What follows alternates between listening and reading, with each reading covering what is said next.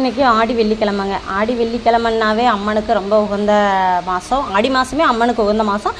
அது வெள்ளிக்கிழமைக்குள்ளே இன்னும் சொல்லவே வேணாங்க. அப்படி தாங்க இன்றைக்கி ஆடி முதல் வெள்ளிக்கிழமை. ஆடி முதல் கிழமைனாவே நான் எப்பயுமே நம்ம ஊருக்கு பக்கத்து ஊரான ஆட்டியாம்பட்டியில் இருக்க அந்த புத்து மாரியம்மன் கோவிலுக்கு நான் வருஷத்தில் ஒரு டைம் போயிட்டு வர்றது என்னுடைய பழக்கங்க. அது ஏன் அந்த கோயிலுக்கு போகிறேன்னா, நான் புத்துக்கு கொண்டு போய் பால் ஊற்றிட்டு வர்றது என்னுடைய ஒரு இது சின்ன வயசுலேருந்தே என்னோட ஒரு பழக்கமாகிடுச்சிங்க. அம்மா வீட்டு ஊர்லேயும் சரி, நான் அந்த ஆடி வெள்ளிக்கிழமை அதை மறக்காமல் அம்மா பால் வாங்கி வச்சுருவாங்க, கொண்டு போய் செஞ்சுட்டு வந்துடுவேன், சாமிக்கு செலுத்திட்டு வந்துடுவேன்.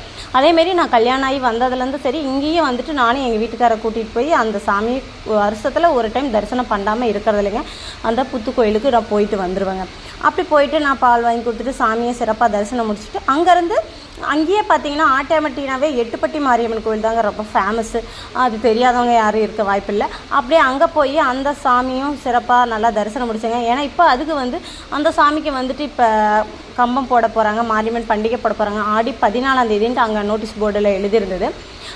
அப்படியே அங்கேயும் போயிட்டு சாமியை நல்லா சிறப்பாகவே தரிசனம் முடிஞ்சதுங்க. நல்லா ஆடி வெள்ளிக்கிழமைங்கனால நல்லா கூட்டமாக இருந்ததுங்க. என்னோடய முதல் ஆடி வெள்ளிக்கிழமை இப்படி தாங்க போச்சு. அவ்வளோதாங்க.